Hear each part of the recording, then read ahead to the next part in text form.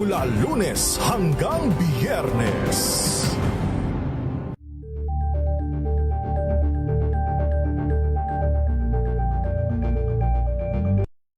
Mga balitang gigising sa inyong umaga. Mga balitang kailangan mong malaman. Mapapakinggan sa ACS Balita sa 2x2. Kasama sina Anthony Taberna at Jerry Baha. Lunes hanggang Biyernes.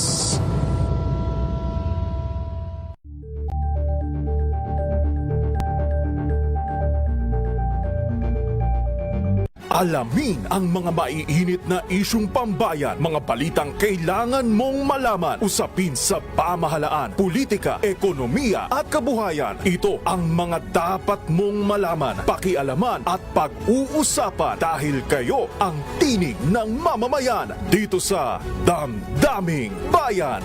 Live sa DZRH Radio, DZRH TV at DZRH Digital. Kasama sina Lakay, Deo Macalma at Elaine Apit. Araw-araw, Lunes hanggang Biyernes. Damdaming Bayan.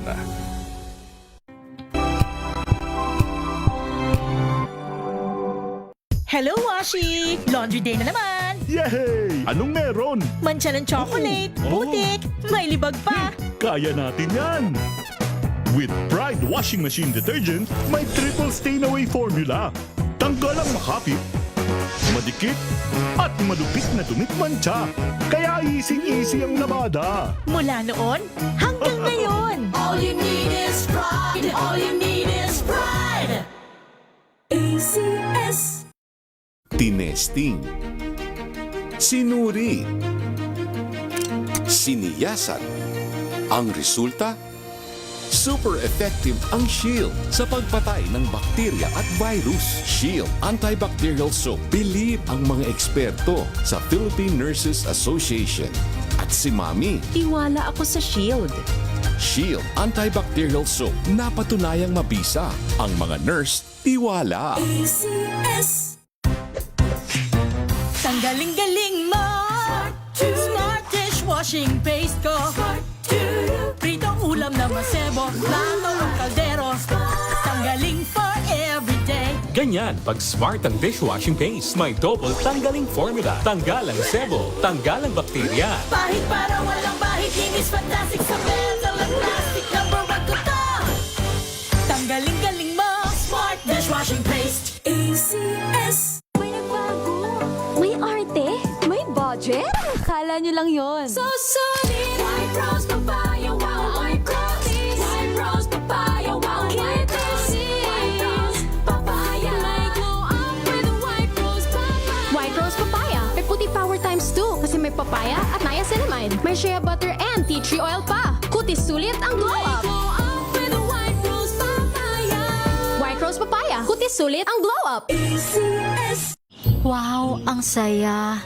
Isang barangay na labada, puro mancha pa. Goodbye, pahinga. Mommy, isang laba lang yan sa Pride Bar Blue.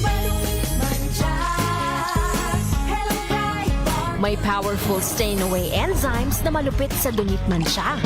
At di masakit sa kamay. Isang laba lang yan. Hello, pahinga. Hello, Pride Bar Blue. ACS. Kia ora, my name is Tyron Victa and I'm an operating theatre nurse here in Christchurch, New Zealand. The main thing that really moves me day by day is to be able to impact lives. Of course, it's the hand of the Lord. He uses MX3 to be able to do those things. I attribute it to, of course, the antioxidant factors of MX3. And of course, healthy diet and just keeping fit. MX3, dito ako believe. Mahalagang paalala, ang MX3 capsule ay hindi gamot at hindi dapat gamiting panggamot sa anumang uri ng sakit. Halina't gumising sa isang masaganang Pinas, kung saan may bayanihan, kasama ang mga nagtataguyod sa ating agrikultura.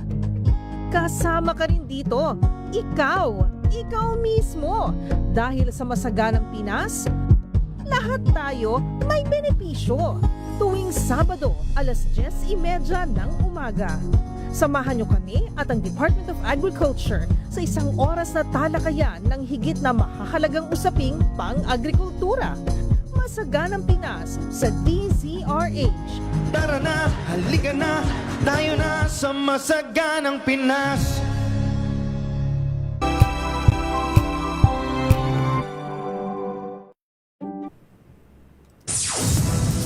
Kahit araw ng pahinga, balita pa rin ang nangunguna. Sasamahan ka ni DZRH Ace Reporter Val Gonzales.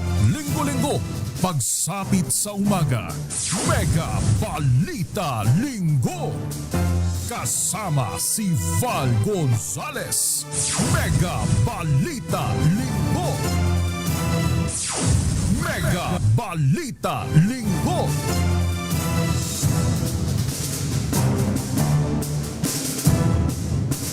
Hey! Luzon, Visayas, Mindanao. Araw na naman ho tayo ng linggo. Aba, akalain mo'y ados na ho tayo ng buwan ng Agosto. The 8th month ng 2026. Ikawalong buwan na pala tayo ngayon, Agosto na. Magandang umaga doon ho sa mga senior high school students na maaga hong nagsipaggising ng kanilang mga bahay para ho doon sa kanilang scheduled na exam ngayon. Particular na ho dun sa UPCAT o yung UP College Admission Test sa lahat ng UP school system sa buong bansa. Luzon, Visayas, Mindanao ho yan. Kanina'y naririnig ko si Ma'am Milky Rigunan dyan sa UP Main, sa UP Diliman.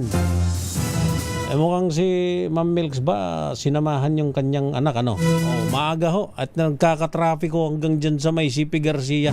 Akalain ho ninyo yun, yung UP ikot pa lang ho na yun na dalawang lane ho yung magkabila nun. Aabutin yung traffic hanggang dun sa may bahagi po ng CP Garcia. Baka nga umabot na ngayon dyan sa may Katipunan. Ganyan ho yung dami ho ng mga estudyante, mag-aaral, mga magulang na nagnanais hong mapabilang yung kanilang mga anak dun sa na mag-aral sa isa sa premyado at nangungunang universidad sa ating bansa, ang University of the Philippines. Good luck sa inyong lahat. Yung inyong paghihirap sa pagre-review pa lang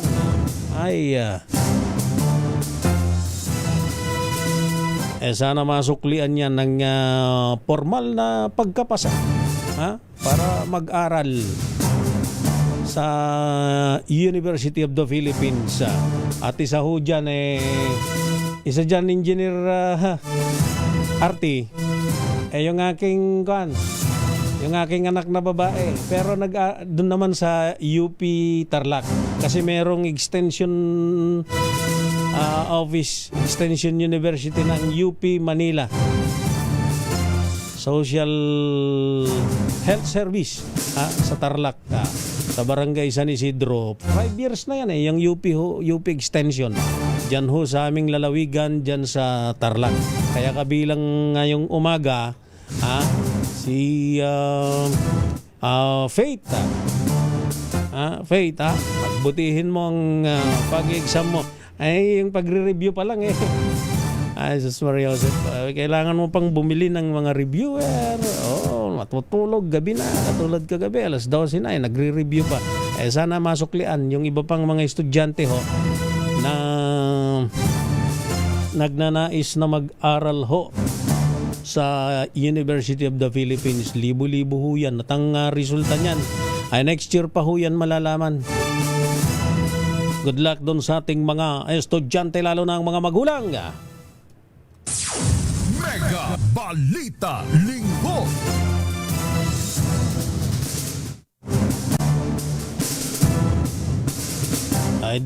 Tuloy-tuloy na ho tayo. Maraming salamat, EP Wina. Tuloy-tuloy na ho ang ating balita at talakayan ngayong araw ho ng linggo. Kung ngayon ay Agosto, Burr months na pala sa susunod na buwan. Napakabilis Napakabilis ho ng panahon, ano ha? Magbe-Burr months na naman.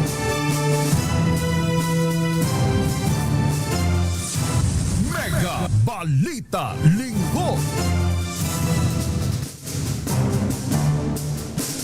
At ngayon, narito na ho ang ilan sa mga balitang sinubaybayan ng DCRadio sa nakalipas na 24 oras. Mega Balita Linggo. Mag-aayon po ang House Prosecution Panel ng 13 mga testigo para sa Article 1 ng Articles of Impeachment ni Vice President Sara Duterte. Ang kaso ay may kaugnayan sa manoy maling paggamit ng 612.5 milyong confidential funds ng Office of the Vice President o OVP at Department of Education o DepEd noong 2022 hanggang 2023.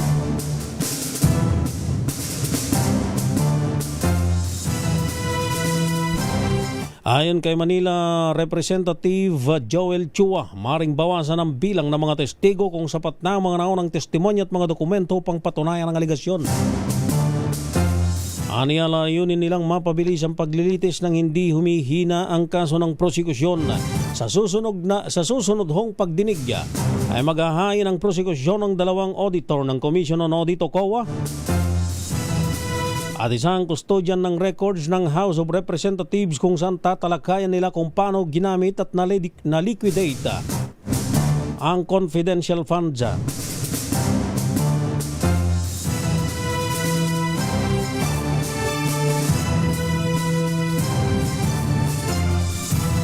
Samantala, sinabi ng kampo ni VP Duterte na handa silang questionin ng mga testigo ng prosekusyon, kabilang si Mary Grace Piatos na pinaniniwala ang isa sa mga nakatanggap umano ng confidential funds.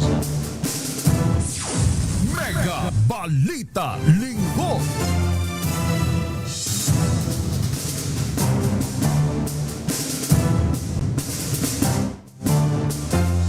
Samantala, sa iba pang mga balita, hindi sang-ayon si Sandigan Bayan 3rd Division Chairperson Associate Justice Carl Miranda sa desisyong payagang makapagpiyansa si dating Senador Ramon Bong Revilla Jr. Ayon kay Miranda, may matibay na mga ebidensya na malaga ang naging papel ni Revilla sa umano'y maling paggamit ng pondo para sa isang flood control project sa Pandi sa lalawigan ng Bulacan.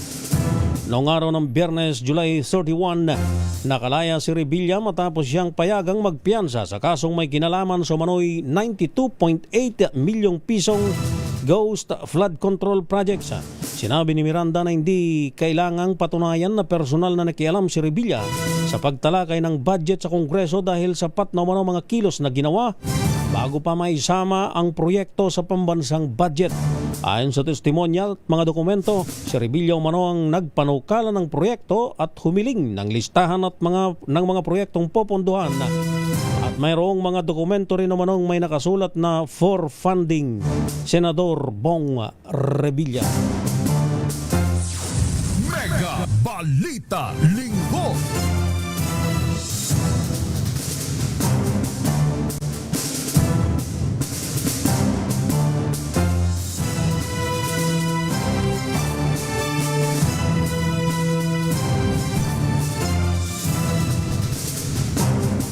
Balitang panahon, humuna tayo sa oras na 17 minuto makalipas ang 6 ng umaga.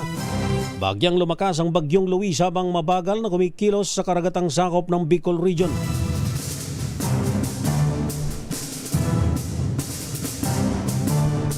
Sa pinakahuling weather bulletin na hinalabas ng PAGASA, huling na mataan ang tropical cyclone sa layong 275 kilometro silangan ng Daet Camarines Norte, Alas 4 ng umaga kaninang madaling araw, taglay ng bagyong Luis ang lakas ng hangin na abot sa 55 kilometro kada oras malapit sa gitna at pagbugso nga abot sa 70 kilometro kada oras at mabagal na kumikilos pa kanluran timog kanluran. Bagamat inaasang mananatili ito sa Philippine Sea, posible pa rin lumapit o maglandfall sa northern o central Luzon ang bagyo kung magbabago ang direksyon nito. Sa ngayon ay nakataas pa rin ang tropical cyclone wind signal number 1 sa mga sumusunod na lugar. Sa bahagi po ng Polillo Islands, Camarines Norte, northern portion ng Camarines Sur, kasama na ho dyan ang mga munisipalidad ng Caramoan, Presentacion, Garchitorena, Lagonoy, Tinambac, Siruma, Goa, San Jose, Tigaon at Calabanga. Maging ang lalawigan ng Catanduanes ay nasa ilalim din ng tropical cyclone warning signal number 1. Mega Balita Linggo.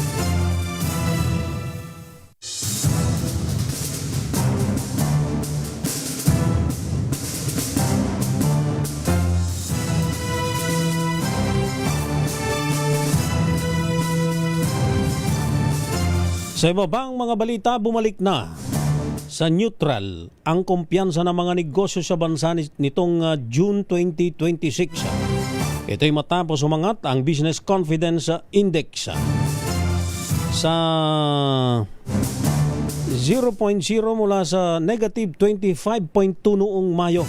Ayon sa Bangko Sentral ng Pilipinas, nakatulong ang inaasahang pagtaas ng consumer spending kasabay ng pagbubukas ng bagong school year. Ganon din ang pagbaba ng presyo ng langis at iba pang mga energy cost nang isagawa ang survey. Mas positibo rin ang inaasahan ng mga negosyo sa susunod na 3 buwan at sa loob ng 1 taon dahil sinasahang mas mataas na household consumption, mas madalas o mas malakas na demand ng mga produkto at serbisyo, maging yung pagbuti ng kalagayang pang-ekonomiya. Yan man, hamon pa rin sa mga negosyo ang matinding kompetisyon sa lokal na merkado, kakulangan sa demand at mga problemang pinansyal.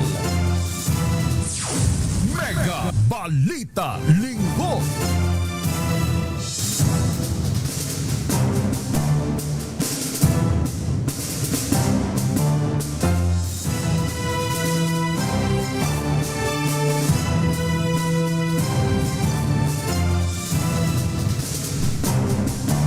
At isa ho siguro dun sa pagpapatunay na kailangan ho siguro alagaan ng ating pamahalaan. Yung pagpapatunay na tumaas na kumpiyansa at pagkuha po doon sa pagpabor ng mga negosyo, lalo na kung galing ho sa ibang bansa. Ay yung wag nang magpatumpik-tumpik o wag magbagal-bagal ang gobyerno doon ho sa pag-aproba doon sa Paksilika. Ayan.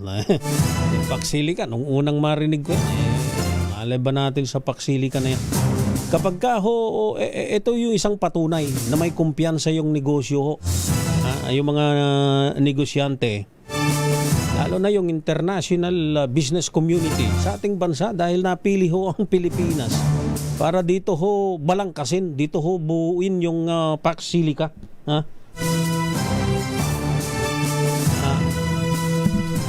Kaya dapat siguro yung information dissemination ng gobyerno ay palakasin sa bagay ho na ito. Itong tungkol ho rito sa Paksilika. Ano ho ba itong Paksilika na ito? Ito yung kasunduan o agreement na pinangungunahan sa pamamagitan ng inisyatiba ho ng bansang Amerika. May 35 mga bansa na ho rito eh. Yun hong layunin ho nito, yung palakasin yung pong global industry sa critical minerals. Ang critical minerals yun yung mga mahahalagang raw materials gaya ng nickel.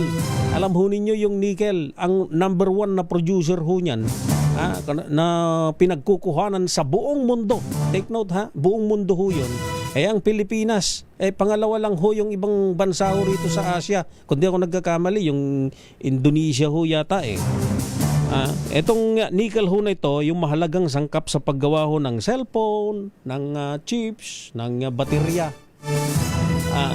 Yung baterya ho ng mga electric vehicle, yun ho yung mga ginagamit na nickels. Pag binuksan ho ninyo yung inyong mga cellphone, nakikita ho ninyo yung mga maliliit ho na mga gamit doon. Mostly ang minerals na ginamit ho doon ay nickel. Tayo ho, yung mga minahan ho dyan sa parte ho ng Palawan, parte ng Visayas at parte ng Mindanao, dito ho nang gagaling sa ating bansa. Ang ginagawa ho natin, ini-export ho natin sa mas maliit na presyo. Tapos ibinabalik din sa atin sa mas mahal ng presyo. Ganon ho yun. Yung nickel na yon. So, ang sabi ng Amerika, dahil sa kanyang inisyatiba, kasama yung 30 iba pang mga bansa na kanilang mga kaalyado. Parang ganito, para simplihan lang ho natin, parang magkakaibigan. Halimbawa ako, kasama ko si Engineer RT. Hindi tayo magtayo ng aling goring doon sa isang lugar na ito. Saan tayo kaya pwede? Kung 35 tayo, kung marami pa tayong magbabarkada, napag-isipan ho na magtayo. Para bang ang sinasabi lang, eto ako. Eto yung may bibigay ko. Bilang ako si Engineer RT, bilang ako si Amerika. Eto yung may bibigay ko, poponduhan ko yan. Ikaw naman, paring Pilipinas, ano naman ang mayaambag mo? Doon ho pumasok yung pag-o-offer ho ng ating bansa, pag-o-offer ng Pilipinas, doon ho sa Clark City, dyan ho sa Tarlac. Yung Clark City ho, usually ang alam lang ho natin yung matandang Clark o yung lumang Clark doon ho sa lalawigan ho ng Pampanga. Magkatabi lang naman ho yan ibato mo lang yung bato na galing ho sa may Pinatubo. Kung ikaw ay nandyan sa Pampanga, abot na ho hanggang dun sa Camp O'Donnell. Dun ho sa amin dyan sa lalawigan ng Tarlac. Napakalawak ho ng lugar ho na yon. Na nung mga panahon hong sumabog yung Mount Pinatubo, akala mo ay impyerno ho yung lugar na yon. Naranasan ko ho yung uulan maya't maya, hindi po tubig, ulan. Ang uulan ay mga bato, mga buhangin. May malalaki, may mga pipino. Ganon ho yung lugar na yon. Ngayon, na-develop. Alam po ba ninyo na yung lugar ho na yon, yung Clark City ho na yon, ang laki na ho ng negosyo ho dyan. Dyan ho itinatayo yung napakarami hong mga proyekto ho ng gobyerno. Alam ho ba ninyo, nung pumutok ho nung tumama sa atin, sa buong mundo yung COVID-19 pandemic, naisipan, pwede pa lang, dito na lang tayo magtayo ng virology center natin. Ang sabi ng gobyerno, noong nakakaraang panahon, mayroon hong itinatayo doon, yung National Virology Center. Doon ho ng Department of Health ng gobyerno ho natin. At maraming iba pa, maraming mga kumpanya ho ng eroplano na malalaki sa buong mundo, doon ho itinatayo. Ang dami ho doon. Ngayon, itong Paksilica ho na ito, na bagamat nagkalat ho yung napakarami hong mga mali-maling impormasyon, kaya dapat hindi ho magpapahuli yung gobyerno sa pamamagitan ng Presidential Communications Office at ng iba pang mga ahensya ng gobyerno na may kinalaman sa pagninegosyo, na wag pa una dito sa napakaraming mga vlogger na nagtatalakay ho ng usapin tungkol ho rito sa Paksilica na ito. Meron ng isang vlogger, Engineer RT, tinalakay ba naman ang mga apektado raw yung mga katutubo na dumagat yata yung binang. Kailan pa naman nagkaroon ng dumagat dun? Hindi na alam yung pinagsasabi nila. Mga Aitahu yung mga nandun na mga marunong magkapampangan at marunong nang mag-Ilocano. Sila yung mga katutubo, mga kapatid nating nandun ho. Sila yung dun ho nananahan. Hanggang binabanggit pa nila, ang dami daw bilang ng mga katutubo na apektado. Alam ho ninyo, noon hong buuin yung BCDA, nung nung i-develop ho yung Tarlac City Clark, wala na hong nananahan hong mga katutubo ho dyan sa lugar ho na yan. Wala na ho sila, wala na hong ancestral domain ho dyan. Wala na ho, puro mga negosyo na ho yung mga nandyan at yung mga dinidevelop hong mga lugar. At ang portion ho nun ay ibibigay, iaambag ng Pilipinas para dun sa pagpoproduce ng mga chips at artificial intelligence. Siyempre, kapag may tatayo kang negosyo, may negatibo rin namang epekto. Kahit saan naman ho yan magtayo ka lang ng isang malit na negosyo sa isang lugar. Mayroon mga dyan, may mga negatibong epekto ho yan. Lalo na ho ito. Pero tingnan ho natin kung ano yung maganda namang epekto nito sa ating bansa. Yung mayaambag na negosyo. Yung ikangay may bibigay sa ating ekonomiya. Ilang negosyo? Siyempre, iba-iba yung binabanggit. Ang sabi ng, kung gobyerno ang tatanungin mo, sasabihin millions of jobs, million na trabaho ang mapuproduce. Kung sa Amerika at sa Japan naman, kung sinasabi tens of thousands of new jobs ang mapuproduce. Ganun ho talaga. Talagang marami ho na mapuproduce na trabaho po dyan. Dahil siyempre kung nasaan yung mga itatayong yan, ang lawak niyan is 4 acres, sabi ng Amerika. Itatranslate natin yan sa panukat natin na hektarya, nasa 1.6 hectares. Ganun ho kalawak. At napakalawak mo ng lugar ho na yan. Ang daming mga dinidevelop ho dyan. Siya na nga ho sinagawa yung Southeast Asian Games nung panahon ng karang administrasyon. Diyan na ho ginawa. Bueno, mag-commercial lamang ho tayo. Talakayin pa natin itong paksilika ho na ito. Meron na po tayong 30 minuto makalipas ang 6 ng umaga. Ang oras na yan ay hatid sa inyo ng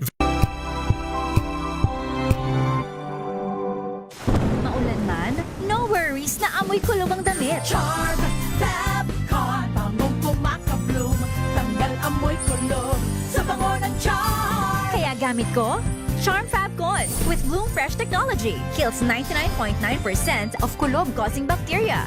May aroma burst pa of thousands of flowers and berries. Ang sampay sa loob, no amoy kulob. Bangong kumakabloom sa charm. Charm Fabcon. ACS. Sa lahat ng bagay, simula pa lang, siguraduhing max protection na. Kasi pag kulang ang proteksyon, baka madaling masira. Sa ngipin, dapat may max protection din. Max Alaga ng Unique Toothpaste. With Max Protect Formula. Help stop cavities before they start. While keeping breath fresh. Try Unique Maximum Fluoride Protection. Para Max Alaga, Max Protektado. ACS. Champion na milyonaryo pa. Pagkakataon mo na namang manalo ng 1 million pesos tax-free. Dahil eto na naman ang champion na milyonaryo pa. At ngayon, may papremyo na rin kami para sa inyong mga suking sari-sari stores. Ilagay sa isang malinis na papel ang iyong complete name, age, address, contact number at pirmahan. Maaari din ilagay ang iyong suking sari-sari store at ang kanilang address at contact number. Ilagay sa isang white nickel-sized envelope na nakipagnarinman sa mga required proof of purchase o POP. Ang tamang bilang ng empty sachets, wrappers o mga pouch ng mga sumusunod na makikita sa official website and Facebook page ng Champion na Milyonaryo Ba, Champion Bar, Champion Powder, Champion Liquid Detergent, Champion Fabric Conditioner, Champion Dishwashing Liquid at Champion Dishwashing Paste. At sa labas ng envelope, ilagay ang Champion na Milyonaryo Pa, ang POP na ginamit at ang MBC radio station na iyong pinakikinggan. Ihulog ang iyong entry sa mga drop boxes na matatagpuan sa iyong mga favorite MBC radio stations. Mas maraming entries, mas malaki ang chance mong manalo. 1 million pesos tax-free ang pwede mong mapanalunan sa Grand Draw. Libo-libong piso ang ipamimigay sa mga weekly draws na gaganapin sa mga MBC stations nationwide. At may pa-champion gift box pa para sa iyong suking sari-sari stores. Champion na milyonaryo pa. Brought to you by Champion. Walang gimmick, tapat po sa inyo.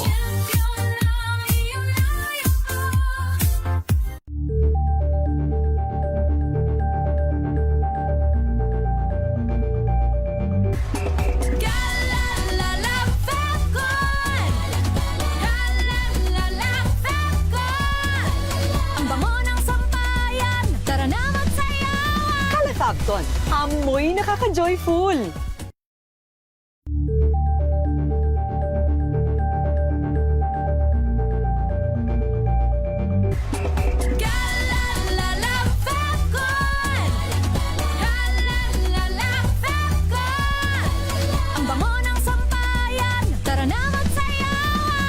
Fabcon, amoy nakaka-joyful.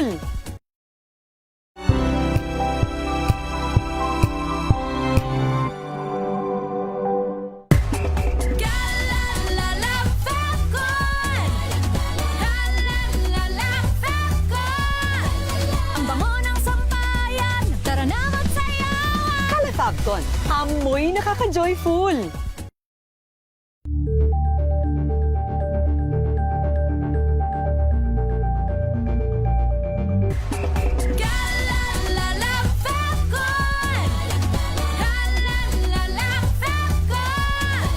Ang bango ng sampayan, tara na magsayawan. Kala Fabcon, amoy nakaka-joyful.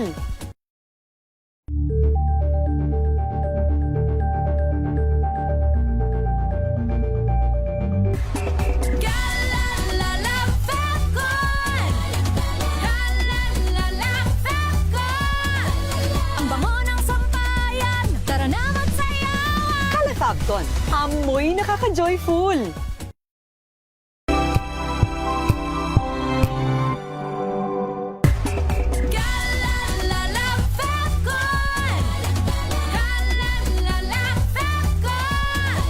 Ang bango ng sampayan, tara na magsayawan. Kala Fabcon, amoy nakaka-joyful.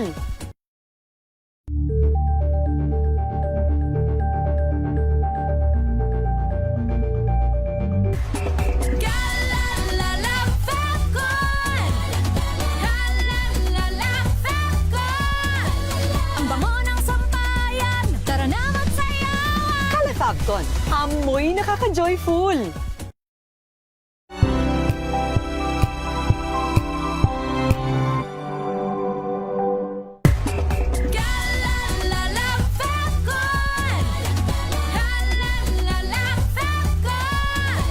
Ang bango ng sampayan, tara na magsayawan. Kala Fabcon, amoy nakaka-joyful.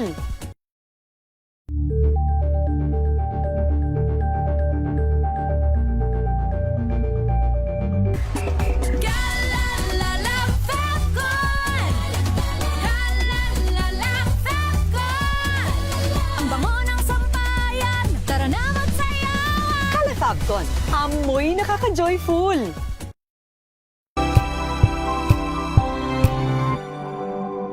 Ito ay bunsod ng...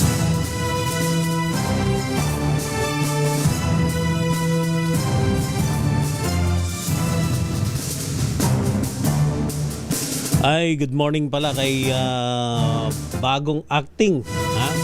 Bagong talagang health secretary, ha? Si acting health secretary Brix Pujalte Jr. Ayan. Good morning ho sa inyo, ano ha?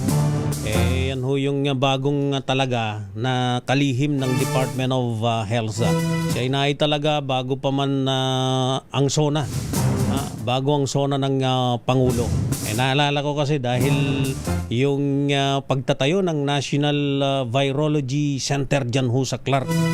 Dyan ho sa Clark City, dyan po sa Central Luzon, sa lalawigan ng Tarlac. Sana si Health Secretary Brix Pujalte Jr. Wala na ho sana yung kwan. Mga excessive travel. Mag-concentrate siguro dun sa... Mag-concentrate na lang, Secretary, dun sa pagpapalakas ng ating healthcare system. Sana mas lalo pang mapalakas. Yun bang mga ospital ba na nandun na tayo sa punto na zero ang billing, wala nang babayaran. Sana dumating din dun sa punto na yung mga government hospitals kompleto na lahat ng mga bibilhing mga gamot kasi libre nga. Kaya lang may pagkakataon ho. Hindi lang may pagkakataon kundi maraming pagkakataon na pabibilhin ho yung pamilya. Pabibilhin yung pamilya ng isang pasyente, ng isang gamot na pag pinuntahan mo dun sa klinika, dun sa butika ng hospital, ng public hospital, wala naman. So mapipilitan ngayon si Juan de la Cruz na mga kamag-anak ng pasyenteng naka-confine na lumabas at maghanap, di magbabayad pa rin doon ho sa mga drugstore. para makabili lang ho ng kinakailangang gamot. Mamadaliin ka pa sasabihin pa. Kailangan ho ito. Yan talaga. Anong gagawin ng isang pasyente? O ay ng isang kamag-anak ng pasyente? Di maghahanap ng mapagkukuhanan kung saan o para makabili ng gamot na wala naman o hindi naman available doon ho sa butika sa loob ng isang government hospital. So sa natin, marami tayong asahang mga pagbabago sa ilalim ng pamumuno ni DOH acting secretary. Sana hindi na acting para makikita natin kung gaano siya ka-epektibong gumawa. Siguro pagka naipakita niya yung kanyang kakayahan, hindi katulad nung nakalipas na administrasyon ng Department of Health. Ang daming mga anomalyan, daming kasong naisampa kay dating Health Secretary Herbosa dyan ho sa Office of the Ombudsman at pagsusumbong din dun kay Pangulong BBM dahil dun sa excessive travel, may mga gamot na pinamimigay sa mga institusyong hindi naman dapat. Sana maiwasan na ho yun. So good luck. Marami kaming aasahan at marami kaming babantayan dyan sa Department of Health. Na alam naman nating may malaking kakayahan si Health Secretary Brix Pujalte Jr. Mega Balita Linggo. Naku, meron pa hong sunog na nangyari dyan sa lungsod ho ng Caloocan. 5 ho yung namatay. 5 ho yung namatay. Kasama na yung may mga bata pa. 11 years old pa ho na namatay. Natrap ho sila dun sa loob ho ng kanilang bahay. Nakakalungkot kapag ka nakakarinig ho tayo ng mga ganire. Dito sa Quezon City, kahapon meron ting nangyaring sunog. Kaya ang sunog ho, hindi na lang basta nangyayari ho sa tuwing panahon ho ng tag-araw. Yun pong tinatawag na Fire Prevention Month. Hindi na lang ho basta sa nabanggit na mga buwan ng Abril, ng Mayo, usually March ho yan yung kumpanya ng gobyerno, pero pagpapaalala lang ho yan dahil ho yung sunog mari hong mangyari sa anumang oras, anumang araw, anumang sandali, lalo na ho kung meron hong pagpapabaya. Although dyan ho sa nangyari sa Caloocan ay iniimbestigan pa ho ng Bureau of Fire Protection kung ano ho yung naging dahilan. Mega Balita Linggo.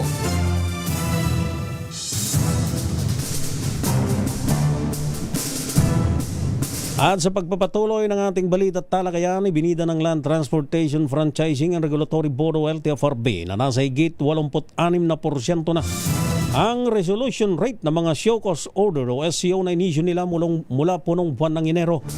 Ayon sa LTFRB, sa kabuang 720 show cause order, 62 na o 622 na ang nare-resolba. Kabilang sa mga natapos na kasong 389 na paglabag sa Certificate of Public Convenience o CPC, 127 kasong may kaugnayan sa road crashes, 78 kaso mula sa law enforcement operations, 8 sa paglabag sa mga lituntunin sa mga PUB terminals. Ayon kay LTFRB Chairman Attorney Vigor Mendoza II, patunay lamang ito na mataas ang resolution rate ng mas pinabilis na pag-aksyon sa mga reklamo ng hindi isinais sa isang tabi ang due process. Layunin na niyang ahensya na maubos ang backlog ng lahat ng mga kaso at reklamong isinampa sa regulatory agency. Samantala may ilang mga kaso pa rin nakatagdang dinggin at may mga kasong nasa yugto pa ng resolution. Nananawagan naman ang ahensya sa mga operator ng pampublikong sasakyan na sumunod sa mga kondisyon ng kanilang CPC o prangkisa. Dahil ang prangkisa sa operasyon ng PUB ay isang pribilehyo at hindi isang karapatan. Mega Balita Linggo. 43 minuto o 17 minuto bago maghikapito ng umaga.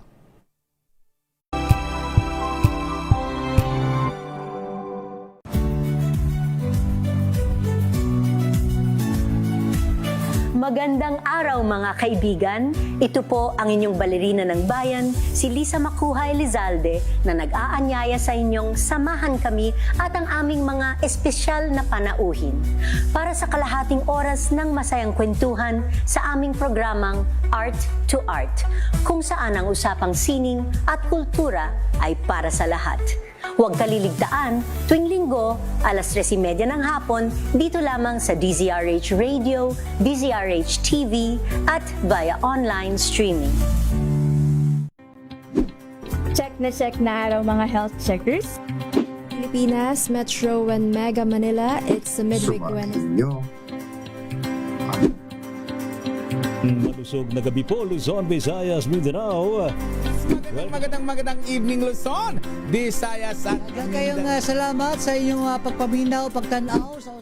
We've got you covered. From the hottest hits, exclusive interviews, kilig to the bones fan meet experience, and hataw performances of your favorite stars. Saturdays, 12 noon, dito lang sa DZRH TV.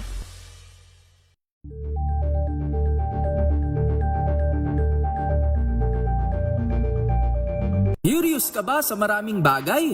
Kami na ang bahala dyan. Aalamin, tutuklasin at bibigyang linaw namin ang mga katanungang bumabagabag sa inyong isipan. Sa programa kung saan ang bawat sagot ay galing lamang sa mga eksperto. Ang Expert's Opinion, tuwing linggo alas 3 ng hapon, dito lang sa DZRH TV.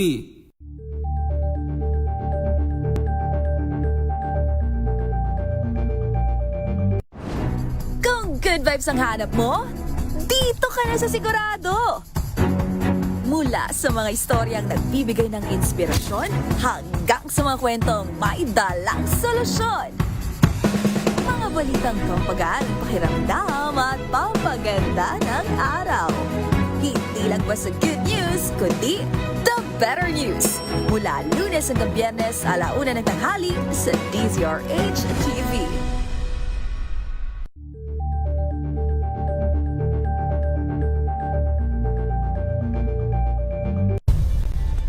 Nagsimula sa pangarap hanggang sa maabot ang tagumpay.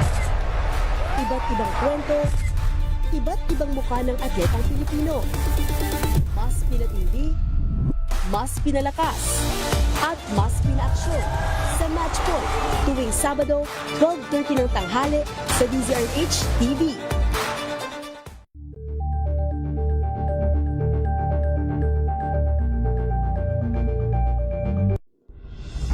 Tuloy-tuloy ang pagtulong, tuloy-tuloy ang pagseserbisyo, at tuloy-tuloy ang balitaan kasama si May Binauhan sa Operation Tulong mula Lunes hanggang Biyernes. Luzon, Visayas at Mindanao. Isang oras na balita at talakayan ngayong araw ng linggo. At ito ang programang Maynila, ito ang Pilipinas. Samahan po ninyo hanggang alas 9 ng umaga sa Isyong Pambayan. Giselle Rico Ako naman si Edniel Parroso. Maraming salamat and of course sa mga sumama sa atin. Luzon, Visayas at Mindanao, programang Ang Galing Mo Daw. Isang kwento, iba't ibang anggulo. Muli ako po, si Art. Ngayong ika-87 taon ang kauna-unahang himpilan ng radyo sa Pilipinas, ang DZRH, patuloy pa rin magbabalita, magseserbisyo at magbibigay pag-asa sa iba't ibang sulok ng bansa. 1994 nga nang inilunsad ang One Nation, One Station sa inisyatibo ni NBC Media Group Chairman Mr. Fred J. Elizalde. Naabot ang nasa 97% ng populasyon sa Pilipinas gamit ang nationwide satellite broadcast. Patunay ang 20 relay stations mula Luzon, Visayas at Mindanao sa patuloy na dedikasyon ng DZRH sa loob ng maraming dekada.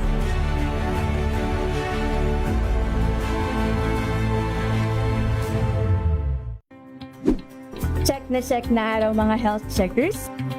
Ang mabuting balita ng ating Panginoon. Kasama pa rin ang ating mga eksperto. Dito lang Ito po ang inyong balerina ng bayan, si Lisa Makuha Elizalde. Ito po ang Radyo Henyo sa DZRH. Una po ng isang magandang Maagang balitaan, maagang usapan sa mga issue at balita. Kasama si Kuya Angelo Palmones sa Magandang Umaga Pilipinas. Mega Balita Linggo.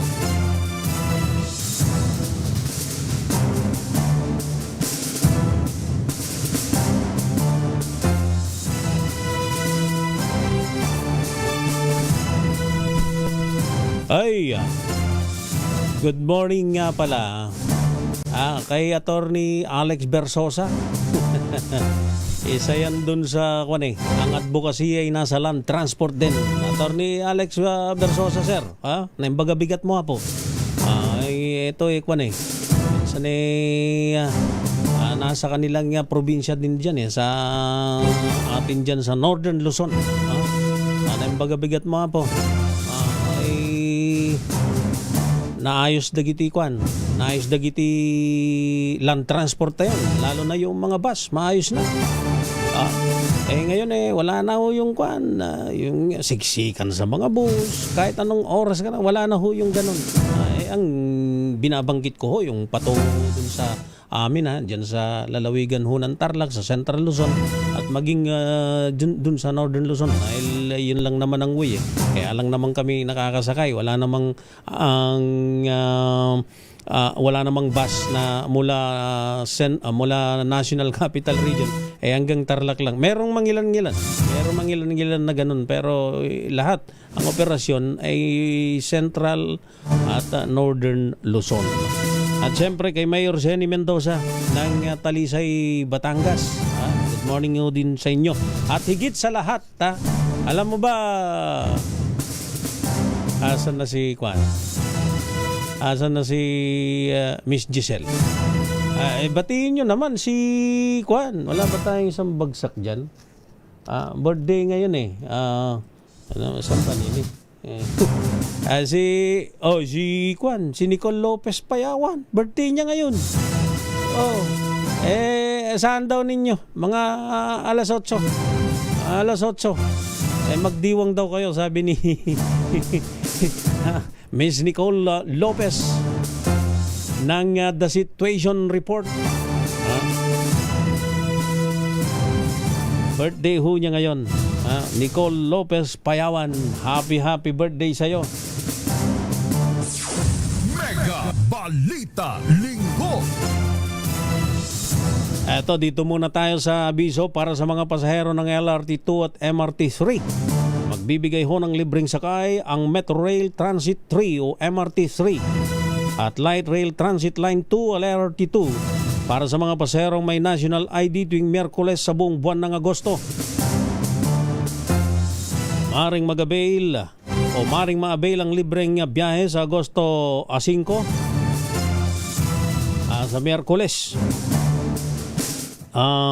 August 12, 19, 5, 12, 19 at 26 mula alas 7 hanggang alas 9 ng umaga at alas 5 hanggang alas 7 ng gabi sa pamamagitan ng pagpapakita ng physical card, printed copy o digital version ng national ID.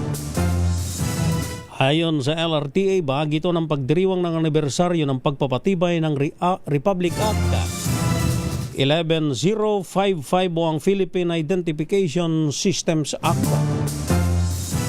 Teka, sa PSA, naalala ko nga pala, yung pinaggagawa ho ninyong mga national ID, kundi man tagal-tagal bago makuha ng mga nag-apply. Yung iba meron pa, inabot 3 taon. Paano mo naman ipaliliwanag yan? Binadgetan naman yan. Hindi naman basta pinangakuan, nagparehistro, pumila.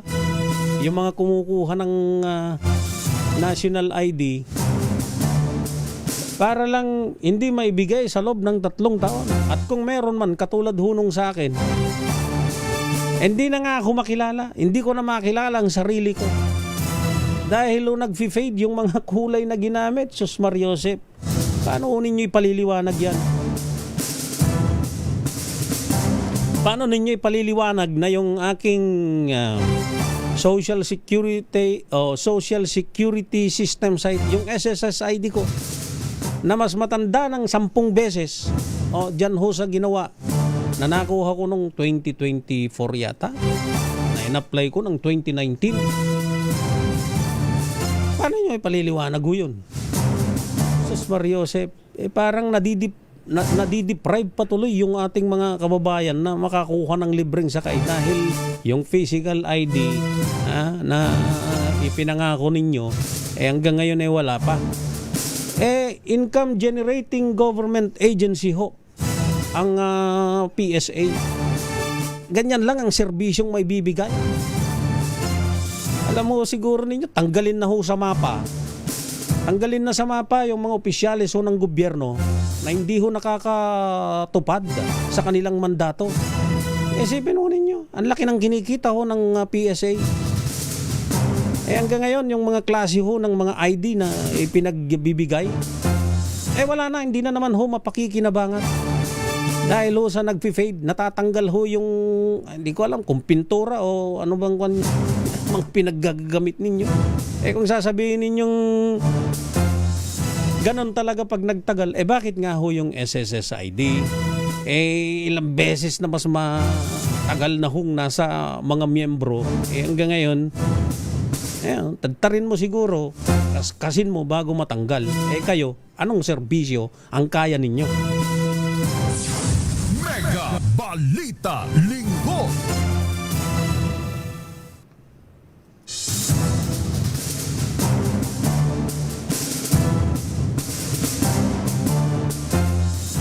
Meron na lamang ho tayong 5 minuto at 10 segundo bago magikapito ng umaga. Nagbabala naman si Manila Mayor Isko Moreno na ipapasara ang Fusion Alley sa Sampaloc kung magpapatuloy ang mga reklamo ukol sa basura, mabawong amoy at ingay sa lugar. Ipinatawag ni Moreno sa City Hall ang mga vendor para talakayin ang mga natatanggap na reklamo mula sa mga residente at mga estudyante. Aniya hindi siya mag-aatubiling ipasara ang food strip kung mananatili itong madumi at magulo. Binigyang din ng alkalde na suportado niyang kabuhayan ng mga negosyante, ngunit dapat ay may kaayusan, kalinisan at disiplina sa lugar. Inatasan din ni Moreno ang Manila Department of Environmental Services na magpatupad ng regular na flushing operations upang maalis ang mabawong amoy at basura sa paligid ng Fusion Alley. Mega Balita Linggo.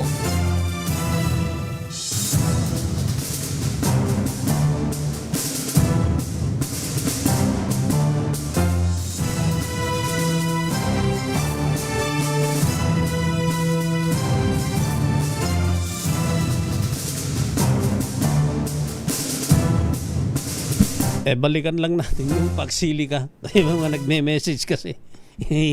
Bitin daw. Wala naman daw masyadong paliwanag. Yung pagsilika ho, yun nga ho yung inisyatiba ng Amerika na magtayo ho ng isang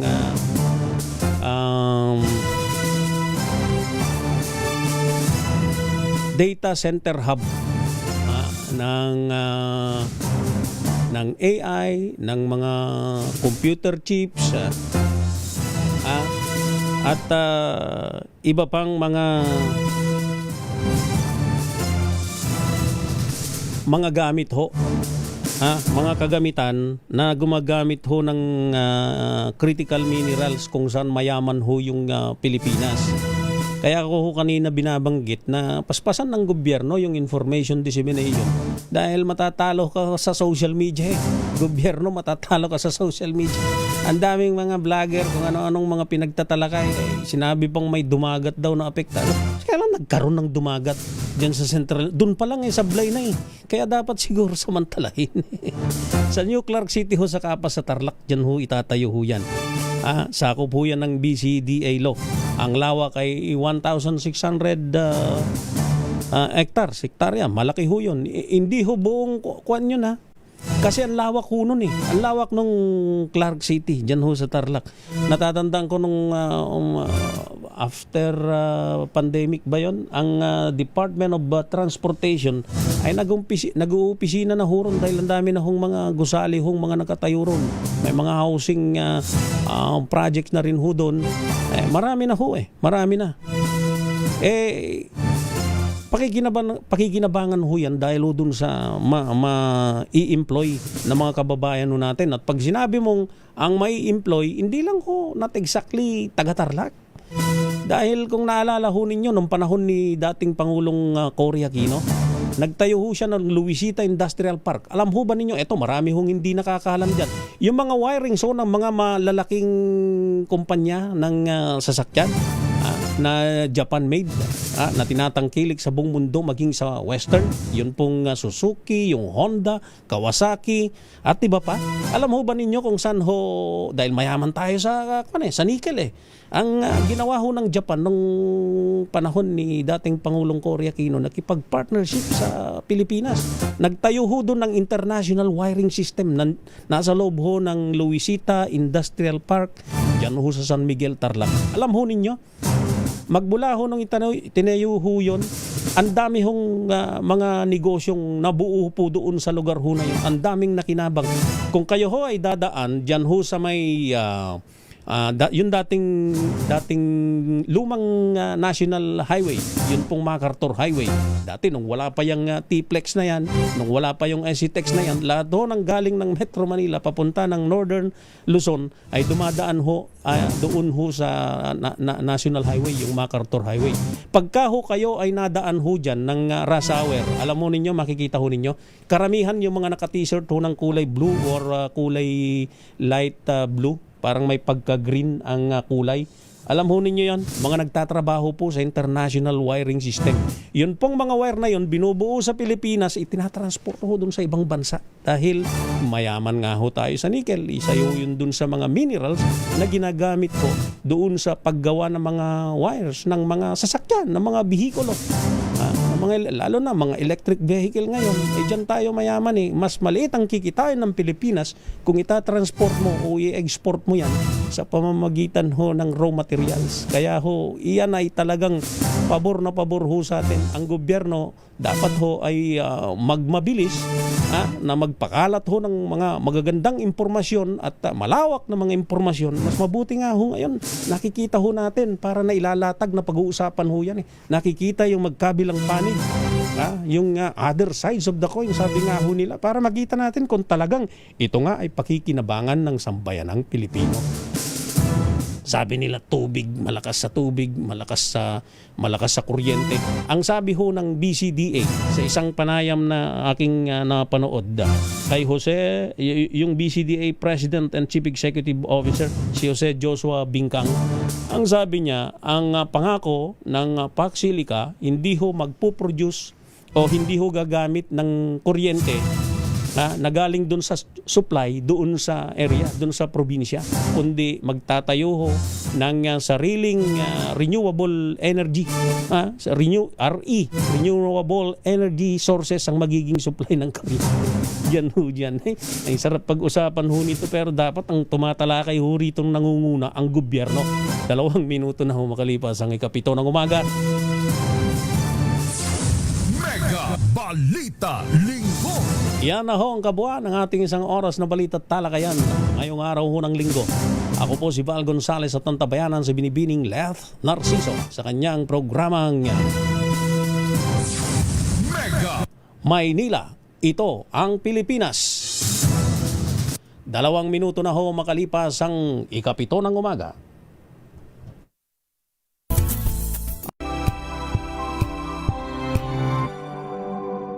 Wow, ang saya.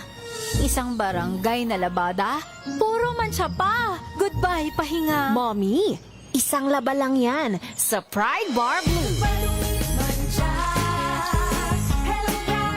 May powerful stain-away enzymes na malupit sa dunit mancha. At di masakit sa kamay. Isang laba lang yan. Hello, pahinga.